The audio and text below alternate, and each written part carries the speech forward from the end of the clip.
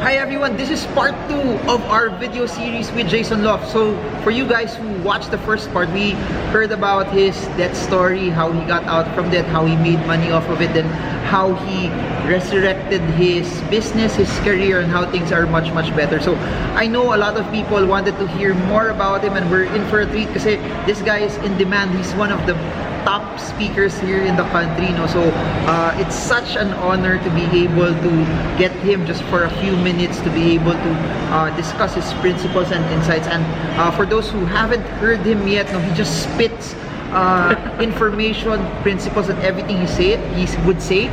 It's so valuable. So if you're here for the first time in Facebook or in YouTube, subscribe and like so you get updated with videos like this to help you reach your goals of financial freedom. So Jayson, yeah. Hi Marvin, thank you again. Marvin is just too kind, and I will actually treat him for dinner after this. That's why I shared all of that. Dinner? O sige, dinner pati dinner. So Jayson, you got out of debt, yes? So as you got out of debt, what was your strategy to earn the money to pay off the debt? You know, it's interesting because when I actually teach people now about integrity in the workplace. So I teach that to companies, organizations. It's interesting because it was integrity that actually helped me in terms of getting back and be able to stand again. Kasi yung time na we lost everything, we owed millions and we lost millions also. And ito yung nangyari sa amin. We had debt that we had to pay. Although wala kaming mga pinirmahan, wala kaming mga contracts, there were no mga letters or guarantees, but we made an effort. I made an effort really to pay these people, and I didn't know that it will pay dividends when I did that. So yung naglugi yung negosyo namin, meron akong mga suppliers from way back when I was 22 years old. So yung time na yun, we were doing house-to-house tiyangge. In other words, hindi pa using internet. Ginagawa namin, dinadala namin yung mga gift items dun sa mga friends namin, yung mga hindi nakakapunta ng mga malls because they're busy during the Christmas season. Pero wait, napakompute ako 22, that was 18 years ago na, 19 Yeah, years yeah. ago. Mga 21, 22 years old. Tapos, yung ginagawa namin, we bring the items there, tapos mamimili na sila. So more than 50 plus gift items. Tapos titingin sila dyan, I want this item, okay, give me 5 of these, 10 of these, and then the next day we'll deliver it. So parang you gave them samples, so it was parang retail din. Kasi ngayon, ang gagawin mo, check mo na sa internet eh. Makikita mo na yung picture. Dati walang ganon. So dinadala namin yung actual product. Pero what gave you the idea to actually do it? Parang what was the, I guess, unique selling proposition of it for that item? What were those unique items that you were selling in particular? The unique selling proposition was bringing it to their place. Okay. Kasi walang gumagawa nun eh. Tapos, the biggest sale that we got that time, one person bought 80,000. This was 18 years ago. May ibibili 50,000, 30,000. Alam mo yun, wala na silang time mag-shop. So ngayon, ano yung tawag doon? Yung nag-Christmas... shopping? Christmas binge shopping? Yeah, binge. Yung because they don't have time anymore. Okay. Nasa dulo na ng dila ako. Anyway, lowback na, no? I actually came from a talk before this. And yung nag-start ako noon, we really made a lot of money. That was actually one of my first businesses. Tapos, fast forward, when we lost everything, I was 30 years old that time. So, 31, 32, marami akong mga ginawa no na yung tipong just to get by and to be able to feed my family. And that opportunity came again because I saw my past suppliers and they heard what happened to me. 3 different people talked to me and told me, Jayson, why don't we do this? I'll give you products, you can sell them. Just like before, you don't need to pay me anything. So naging character guarantee. And I ended up having at least around 500,000 worth of inventories that I started bringing around again, showing people. And that season really helped me. So wala akong puhunan lang namin laway. Pero wow, that's not just laway, that required hard work to be able to build that relationship and to start all over again. Grabe yun. And to begin and sell again. At 21, 22, that's easy. At 30, 33, ibang usapan na yun. Kasi, di ba, minsan yung pride mo eh. May pride na parang lalapitan ko yung friends ko selling something. Pero my mindset kasi, I never I never got into debt again. Wala akong inutangan. So, ang ginawa ko na lang dun sa friends ko, I won't borrow money from you, but here are things that I'm selling. If you want, okay. Pag hindi, okay lang din. Basta give me an opportunity to show it to you. So, but what happened now was this, when you were earning, how long did you do that, selling those items? It took me, kasi ang mga gift items seasonal eh. So, yung November, December, that year, wala talagang tulugan. Minsan, I would wait for some of my friends. Ganun ka din I would wait for them for like 12 in the midnight kasi sabi ko, I'll go to their place. Okay, sige, but I'll come home ng ganitong time. Sige. If it's okay with you, I'll wait. And they're willing naman. They were very gracious. I would go to their place. Yung iba, bumili. Yung iba, hindi naman. Happy naman ako. I don't expect them to buy. Basta, I just want them to give me an opportunity. Yun naman yung importante eh. And yung resources natin, kala kasi natin minsan wala na, pero marami pa pala as long as nandun yung desire. Because I believe that's why I love Marvin every time he speaks, because he's really very passionate. And if you see his videos, he's passionate. And the way for us to really add meaning to our careers, to our business, is if we follow it with our emotions. You have to be emotionally involved. If you watch a basketball game, you cheer, you shout. And if you go to a party, a concert, you shout. But sometimes you can't do that for ourselves. I'm not saying that you shout and look like a wacko, but what I'm saying is to be able to hone and utilize that energy in order for you to build up the emotions and really use those emotions to pursue your dreams in life. And I guess that's very powerful, no? Kasi when we got out of debt, even in debt, you need to be emotionally involved. Kailangan galit ka sa utang, emotions, nandyan lahat. Kasi kung hindi ka galit sa utang, I'm not talking about good debt, I'm talking about bad debt na, di ba, yung mga credit card debts natin. Kasi kaya naglilinger yan. Walang walang emotions eh. Parang okay lang nandyan. Yung kapitbahay ko naman may utang, yung kapatid ko may utang, so normal lang siya. Pero kung ang tingin mo sa kanya, no, it can ruin your life, and definitely it can destroy. It has destroyed a lot of people's lives, directly or indirectly. Then it will change your perspective na para siyang disease, para siyang sakit, para siyang isang bagay na you will not commit adultery because you know that it will destroy your family, it will destroy your relationship with your husband or wife, and treat it like that. And definitely in a short span of time or shorter span of time, you will be debt free. Be emotionally involved. You said no, you were trying to look for opportunities to earn. Pero the common concept kasi for Filipinos is, wala eh. Hindi ko alam ano sisimulan ko, walang opportunity na pumapasok eh.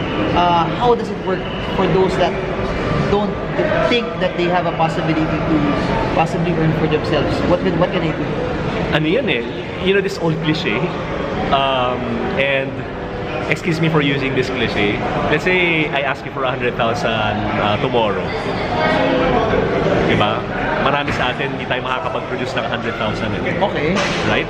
Pero pag sinabi ko, you need 100,000 tomorrow, if not, your child will die of a disease, and this 100,000 will be the cure for it. It can help buy that medicine. So parang there's a sense of urgency to it. I guarantee that magkakaroon kayo ng means to look for, di ba? Look for a way to get that 100,000. Kahit na 200,000 na, kahit na 1 million pa yan, makakahanap kayo ng paraan. Utang kayo, magbibenta kayo ng gamit. Di ba? Kasi nandun yung sense of urgency. Minsan sa dreams natin, or even getting out of debt, walang sense of urgency eh. Wala yung massive effort because you can wait eh, parang exercise. Pero pag nakita mo na ganon, then you're adding extra effort, you're doing whatever it takes to be able to succeed and to be able to reach that goal in order for you to fulfill that dream. Okay, interesting. And through that, through your experiences in business and through your experiences in getting out of debt, you've become a master on reading people. Yes. And yeah, naman, and parang analyzing them in what we call DISC. Yeah, I actually wrote a book about it. It's called Younique, Understanding Others by Understanding You. It's about the 4 personality types. And it's been 11 years in the making before I wrote the book, because every time I would teach it to people, their main comment, feedback is this should have been taught in schools. So, nagkaroon ako ng rude awakening that time na maraming tao hindi alam yung personality types. They don't even know their tendencies. So, I wrote a book about it, and in a way, I contextualized it for our setting. It's also interesting because I'm a businessman. Marami dun sa mga principles. Alam mo, Marvin, isa sa mga ginawa namin, we set up a company before. And iba, syempre, pag magne-negosyo ka, ang inisip natin, kailangan ng pera. You need to have money, okay, to start a business. But the truth is, you don't really need money or a lot of money. But you need to have the skills and be able to sell an idea.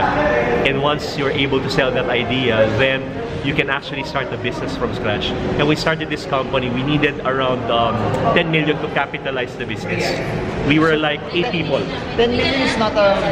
It's not a joke. Not a joke, yeah. So, I was 23 that time. Yung mga kasama ko, older than me, magagaling sila. May mga talent. Ako parang, well, they included me, but I feel like parang saling pusa pa lang ako that time. Although, siguro may nakita rin sila, no, that I can add. That's why they brought me in. And ginawa namin, magagaling yung team namin. Pero one common denominator. We didn't have 10 million. We don't have the investment, the money to capitalize. So ginawa namin, we started selling that idea to people, and we were able to start a business from scratch without even investing a single centavo. I also did that to our restaurant. One of our restaurants, I looked for investors. And because I learned the skills already, by the way, don't do this at home. You need to consult a lawyer. Hindi to yung mabilisan. It has a type of sophistication or sophisticated competencies in order for this to work, but it can be done. So, ginawa ko, I look for investors to start a restaurant. I needed 5 million, and the venue was harassing, was actually in a way pressuring me to come up with the funds to secure the location. I ended up raising around 10 million in 3 weeks time. Wow! Eh since 5 million lang yung kailangan ko, ginawa ko dun sa other fund. Dalawa? Hindi ko na tinanggap. Buti na lang hindi ko tinanggap kasi yung kinausap ko yung mga tao, ang gamit ko dyan was really the DISC, the personality types, and being able to present to them the way they want you to present to them. And when I shared that, they wanted to join, and the most difficult part wasn't actually looking for investors. The most difficult part for me was telling those investors after a few years that we lost the business, and to go to them one by one to tell them that the money they invested, although I didn't make any promises, pero syempre when money is involved, nagkakaroon tayo ng amnesia, di napag-usapan, nag-iiba yung tao. It was really difficult for me. And yun yung nakatulong din sa akin, talking to people. Okay, so this is interesting, no? Let's put some variables in it. For example, I have an idea, I want to start a business, and then using the DISC, how do I pitch my idea to people? So say na lang, I want to start a food business, and I think this siomai will be the best siomai that possibly Filipinos haven't tasted yet, but I just don't have the funding to buy that equipment. So how do I do it? Of course, D is dominant, I is influential, S is steady, C is corrective. Yeah. So more about it. So you're saying, how do I sell an idea? Oh yeah, to a person who is a dominant person. And for those who don't know what it is, baka you can allot 10 to 15 seconds to explain what a DIS is. 10 to 15 seconds. Ang dominants, no, they are the dominant eagles. I use the animal eagle. They are people who are aggressive, who make things happen. They are doers. Their weakness is that they come off as a bit overly aggressive, and they're insensitive. They tend to be insensitive towards the feeling of others because they're really goal-oriented, they're task-oriented. Yan. Ang mga influential roosters naman, rooster crows, right? Just like an influential who loves the spotlight. The influentials, they're gregarious, they love people, they're adventurous, they love creativity, innovation. Weakness is that they don't like details. And nagiging blank ang kanilang utak, no, pagdating na sa masyadong maraming details, and they can be forgetful, okay, because of that. Tapos they may lack focus because they would jump from one new opportunity to the next. Ang steady Carabao naman, yan naman yung mga reliable, because a steady is steady Carabao. Kumbaga, they're stable, they're reliable, and they're good with routine tasks, admin stuff, and they may come off as more reserved. The weakness would be they don't like to make major decisions, and for the steady Carabaos, ayaw din nila nung mga confrontation. And the last are the corrective tarsiers. Ang tarsier is actually an analytical creature because it can turn its head 180 degrees to the left or to the right, just like the corrective, who are analytical. So they love analysis, charts, diagrams, yung mga Excel files. Ang weakness naman nila, they don't analysis paralysis. They may come off as too pessimistic and too critical, too skeptical. So they would tend to really ask questions. Nagiging perfectionist sila before they would get their feet wet. So Okay. those are the 4. So now, if I will pitch an idea, tapos I will pitch it to a D personality, someone who's dominant, someone who likes facts, how will you do it? Yeah, you know, I still do this until now because as a speaker now, I pitch myself to different clients, and it's really amazing if you know how to use the personality types in order for you to motivate them. Ang mga dominants, you have to be straight to the point. No beating around the bush. If it takes you 1 hour to do a presentation, it should be around 30 minutes. Or if it takes 30 minutes, it should be 15 minutes. Answer the question, what? And you really show them what you're offering in terms of the results that they can get out of it. They're very practical. In fact, if they see that what you're offering them, kahit na mahal pa yan, no, nakikita nila yung value of that. They will actually invest, they will actually buy it immediately, pero ayaw nila kasi nung naiisahan. So yan yung isang bagay na you have to be sensitive with the dominant eagles. Okay, for an I naman, Someone like you. Marvin kasi is an I, and he said he's also a dominant. No? Ang mga influentials, they love people, they love experiences, so you focus more on that. And new ideas, creativity, innovation. Tapos, every time you will share something to them, it should be related to people. Let's say they're gonna buy this new product, you know, this new product, this person bought this already, and this was his experience, her experience in that. So, nagiging nako-connect nila yan to that. Ganun yung mga influential boosters. But be careful also because they can be sometimes they can be gullible, and they can also be naive. Mas madali ma-pitch sa kanila. Siya ang pinakamabilis bentahan actually ng mga influential roosters. So, ayaw lang natin magkaroon ng buyer's remorse. Kaya, alam mo, recently nakakatawa, meron akong isang client meeting. This girl is so influential, and they invited me to speak to their company. And we had lunch. The only thing we talked about during that lunch, 5% of the time was about the event. So Jayson, this is the event, these are the attendees, 100 people will go, it's here in this venue. And then 95%, all we talked about is her life. So kwento ay yung na ay buhay niya, talaga. family. Okay. Grabe. But I closed the sale. Because I was presenting to her the way she wants me to present her. Okay. Ito naman yung sa dominant, may kausap ako isang VP. Okay. Company din for talk at your conference. The VP, a girl also, she's super dominant. Pinagsalita niya ako 5% lang of the time. 95% siya yung nagsasalita. Jayson, what do you think of this? Okay, sasagot ako. After 3 sentences, ikakat niya ako, sasagutin yung question niya. Normally, you won't close a deal with that. But I did. Even though I know that I can contribute more, hindi ko siya binangga kasi dominant siya eh. So ang ginawa ko, sinakyan ko siya, and whenever she would ask me, I would just answer. And I ended up closing the sale without really doing much effort but listen to the person. Okay. So, in a brief explanations, Yeah. SNC. SNC naman, ang mga steady, you need to draw from them because they're more reserved. And we won't know what they are thinking unless you ask them questions and ask them again. And once they decide, it's a bit, in a way, there's a delay in order for them to express themselves. That's why sometimes they may come off as indecisive. So kailangan you build trust with them. You build trust. Correctives naman, never leave home without details. Kailangan detail talaga, no? Explain mo lahat yan.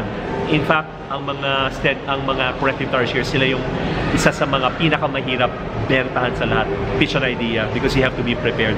Do your homework with these people. Pero pag ganun, if you see na C already, do you stop and huwag mo na i-pitch? Pag C to, mahirap to. Yun yung mangyayari pag di mo alam yung personality types. Kasi ang mangyayari dyan, parang feeling mo, it's not for this person. Pero kung you know, kasi nagkakaroon tayo ng tension if the other person is usually opposite natin.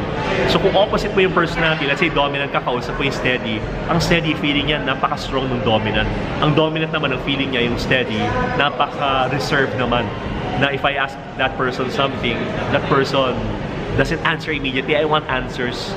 So ganun yung nangyari. Kaya kailangan we should use the AAA model, which is accept, aware, accept, and adapt. So now that you're aware of who you are, who others are, you accept, including your strengths and weaknesses, and then we adapt. Treat them not the way you want to be treated. As the golden rule dictates, we need to move a notch higher and do the platinum rule. Treat them or treat others the way they want to be treated. Okay, so final words for those that have businesses, have ideas, but don't know how to be able to pitch it to people. Any last words that you want to encourage them? For those who are in business, remember this: if you have a dream and you can achieve your dream on your own, then it means that your dream is not big enough. Because in order for you to achieve something of significance, you need the help of others. And kailangan natin ng tulong. Kailangan natin mag-invest sa mga tao. Hindi lang dun sa negosyo, because people are our best assets. But if we don't know who they are, we don't adjust to them, they can also become our biggest liabilities. And for those people, let's say the dominant eagles, be more not overly aggressive or overly optimistic. You need to ask questions and you need to see the risk, the other side of the opportunity, which is risk, and be able to make calculated risk. Kasi wala kayong problema sa risk Talaga risk takers kayo. Kailangan yung makita ano yung weight ng mga risk na iti-take natin. Influentials naman, kailangan natin gawin, lalo na pagdating sa money investing, is to have a plan. Kasi sometimes wala tayong plan Kaya kung meron tayong mga forced savings, forced investments in a way na kailangan natin maghulog every month or mababawasan na sa account natin, it's better for you to have those kinds of investments. Okay, the steady carabaos naman, ayaw nyo naman ng risk. So kayo naman, kailangan we have to go out of our comfort zone and start doing that. At the end of the day, it's just money and we can earn money again, and the best thing that you can do or have is the experience, the learnings that will come out of that. And for the corrective tarsiers, everything that you've studied and learned, analysis should not be turned into paralysis, but analysis should be turned into action. And one more thing for the aspiring business people out there, I learned this principle from Jim Collins, author. Si Jim, hindi ko nalala, okay? Si Jim, Si Jim, di ba yung Jim Oo. Jim. Yeah, the very famous Jim. Saka nag-weights, di ba? Tsaka nagpapagupit. Si Jim Collins, he's the author of the book Good to Great, Great by Choice, Built to Last. And he said that isa sa mga principles niya is to shoot bullets before you fire a cannonball. Ibig sabihin, sa negosyo, yes, may risk siya, but everything can be calculated risk. So shoot bullets first, yung maliitan muna. Okay? Tapos pag yan, nasubukan mo na yung maliliit na mga risks, investments, okay? Then, when you are ready, that's the time you fire a cannonball. Kasi pag cannonball ka agad, you try to sink a ship. After that, wala ka ng balay, naubos na. That's actually what happened to me in another story when we lost our business. Pero kung bullets muna, bullets ka pa Pag tinamaan mo na yan, first nag-miss ka, okay lang, nag-miss ka ulit. Tapos biglang tinamaan mo na, ready na yung cannonball mo, then you are actually able to take advantage and grab hold of that opportunity. Alright, grabe Jayson, it's already this video is already 24 minutes. It's one of the longest. Every time I'm with Jayson Lo, it's time always would run very fast. So kung nabitin kayo, we will have more videos with him. However, April 21, Jayson Lo has a conference, and if you want to learn more about what he talked about, Jayson will talk about